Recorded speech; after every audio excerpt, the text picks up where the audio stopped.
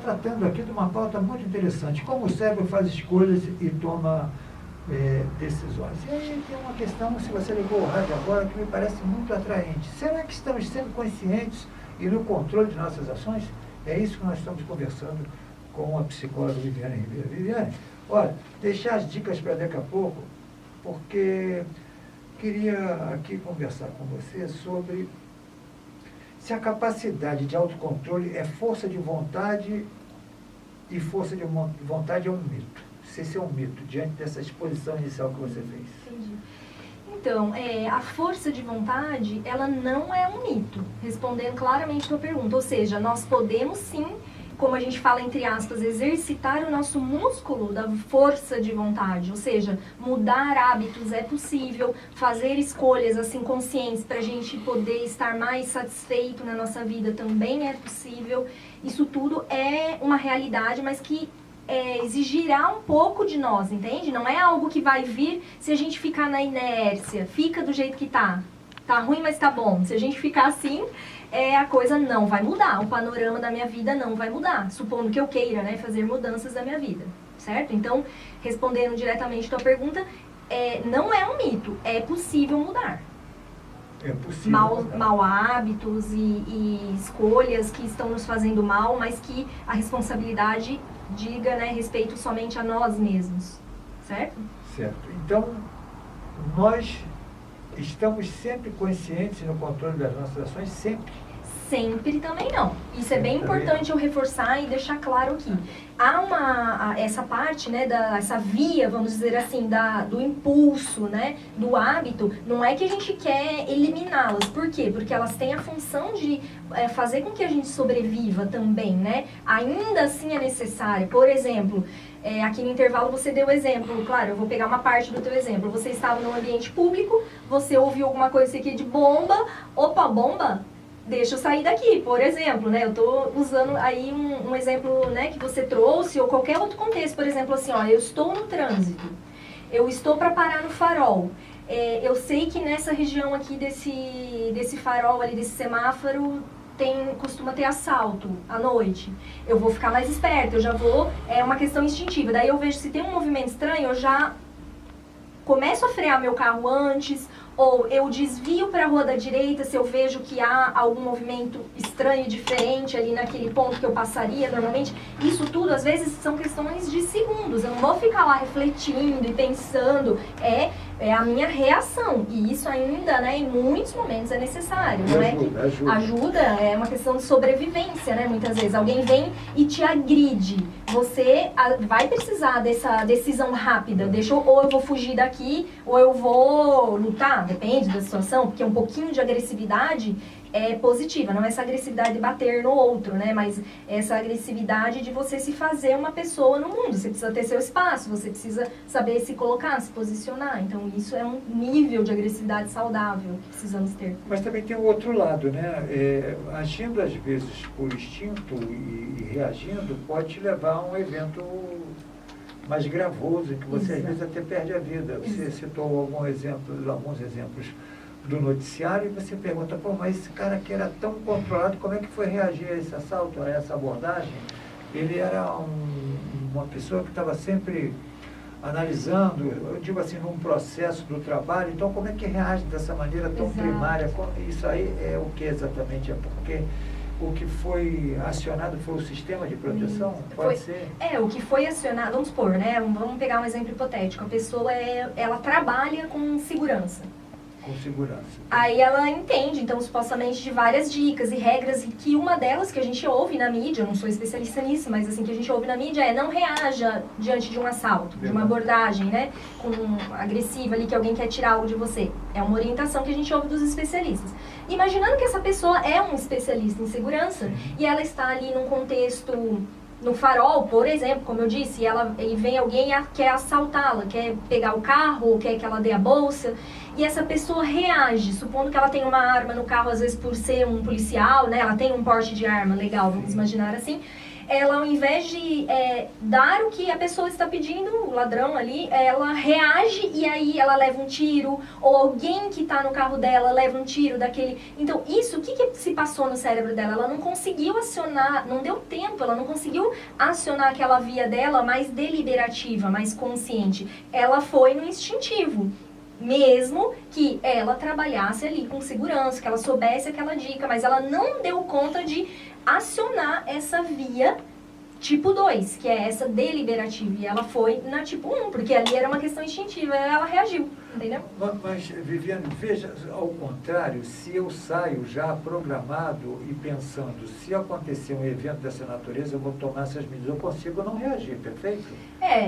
Por isso que a mídia traz essas informações. Não, então, eu digo, não é assim, não é uma questão apenas de reagir. Tá. Porque, justificando dessa forma e acertadamente, a gente consegue entender e às vezes até aconselha a pessoa a não reagir, também analisando as reações do agressor, porque o agressor também não gosta de ser interrompido, né? Ele sai programado para fazer o assalto e fuga.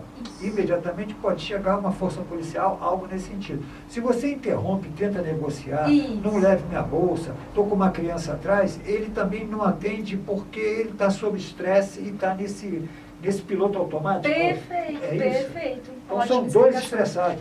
Dois estressados, exatamente. Por isso que dá tanto acidente. Exatamente, porque a pessoa tá, né, a pessoa que está assaltando, cometendo o crime ali, ela realmente tá, né, no modo atávico do cérebro dela, né, primitivo. Então ela realmente, você tem razão, ela não vai pensar, refletir, não, realmente, vamos deixar a criança aqui na hora de sequestrar o carro. Toque, mamãe, sua criança. Infelizmente não é assim que funciona.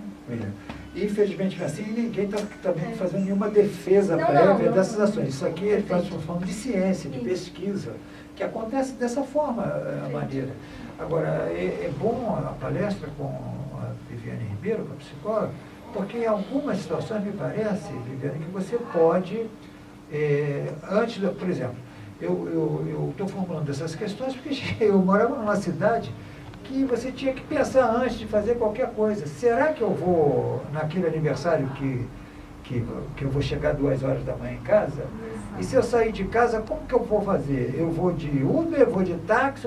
Você tem que estar toda hora, em se tratando de segurança pública, com o cérebro funcionando no sentido que ele deve me oferecer alternativas para ele. Perfeito. Você concorda? Concordo. Nesse sentido é preservação também da vida, né? Sim, e nesse caso você está ali planejando também. Eu vou avaliar, é melhor eu de táxi, porque se eu chego com o meu carro essa hora, é arriscado. Então, você também está usando, porque as vias são concomitantes, tá? Não é a hora que eu uso uma, eu não uso a outra. Elas podem... Todas elas estão... É como se fosse autopistas, 3 autopistas funcionando. A do impulso, do hábito e a deliberativa. Elas funcionam ao mesmo tempo e elas são concorrentes. Às vezes uma vai ganhar mais, né, do que a outra, vai prevalecer, vamos dizer assim.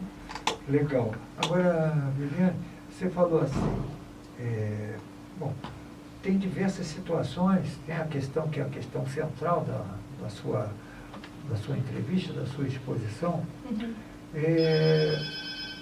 Se nós, às vezes, nos vemos repetindo comportamentos que já gostaríamos de ter eliminado de nossa vida. Começar assim, quais seriam os mais fáceis que a gente está fazendo e poderíamos ter eliminado? O que a gente pode... Por exemplo, a gente pode mexer, se for o caso, né, em questões de mudanças de hábitos de atividade física, de ajuste de alimentação. Às vezes, não estou falando dessas dietas, assim, não vou entrar no mérito, né? Mas assim, por exemplo, se você sabe o que você precisa comer, o que você não deve comer, né? Então, você fazer escolhas mais adequadas. Por exemplo, você escolher ter um limite ali de sono, por exemplo, porque sono afeta frontalmente, a gente vai falar daqui a pouco, né, nas decisões. Então, por exemplo, eu sei que eu tenho que deitar mais cedo para eu dormir aquela carga horária X, mas tá legal o filme, deixa eu ver só mais um pouco, aí a hora que eu vejo já é 1 da manhã e aquilo se arrasta, isso vai me trazer consequências. Fica ligado no celular. Fica ligado no celular. Respondendo todo mundo. Perfeitamente. E aí traz a dificuldade. Isso. Então, mas na alimentação, por exemplo, ele vai dizer lá na programação do cérebro, você precisa disso, proteína, né? Não faz isso? Por exemplo. Porque lá atrás a gente andava... Não, eu digo assim, não digo do comportamento. Lá atrás a gente tinha que caçar um coelho para poder comer. Ok. Então, a ideia é que se você não se alimentar, você vai morrer. E ele toma decisões, não é verdade? Até para te proteger. E aí, como que você faz em relação a isso, a alimentação, daquilo que é mais saudável? Porque se a gente precisa comer, vamos comer qualquer coisa, né? Sim, sim. O que passar, a gente... A princípio, né? Em tese, não é isso, professor? O que passar aqui, a gente pega e come. É verdade. A gente sabe que não é assim. Então, ó, mas bem interessante esse seu exemplo, meio que brincando, mas é verdade. O que tiver na nossa frente, a gente vai tender a comer. Então, uma das dicas que os profissionais da área da própria alimentação, né, trazem é essa: não tenha disponível a qualquer, assim, fácil na tua mão aquilo que você sabe que não é o momento adequado de comer. Exemplo que a gente deu no bloco anterior, chocolate. Sim. Se para você o chocolate ele tá excessivo, você tem que reduzir. Então não tenha disponível na bolsa, na gaveta ali do trabalho, mais no armário, depois escondidinho também lá no quarto. Quer dizer, se tiver disponível, você vai tender a cair nessa via impulsiva de ir lá e pegar e comer, entendeu? Então essa é uma dica, por exemplo, na alimentação. Não, tente enganar, né, o seu cérebro, ou seja, não tenha disponível facilmente, porque você vai pensar um pouco mais se você tiver que ir até colocar tua roupa, pegar teu carro, ir lá no mercado, ou descer do escritório, andar 3 quadras para ir lá naquele restaurante pegar aquilo que você quer comer, que é calórico. Então você vai ter chance de acionar a sua via, né, deliberativa, é pensar sobre aquilo. E ao passo que se está na mão disponível, eu vou lá, pego, como a hora que eu vi, já era. Já comi a barra inteira. A nossa vida humana tem as necessidades básicas, né? E ele trabalha muito em direção a isso, o cérebro. Isso, exatamente. Fome, ele vai interpretando isso tudo. E a gente tem que conviver com isso bem, né? Tem que conviver com isso bem, né? A gente tem que sobreviver. Então, claro, a gente precisa comer, precisa dormir, mas a gente vai acabar com nossa vida cotidiana muito corrida, muitas vezes interferindo nesse ciclo, né, que o nosso corpo precisaria. Então, fome excessiva, sono excessivo, carga de estresse muito alta, tudo isso afeta as nossas atitudes durante o dia. Mas tem jeito. Tem jeito. É isso que nós vamos falar logo depois do intervalo, na volta do Foz do Iguaçu, hoje a revista eletrônica da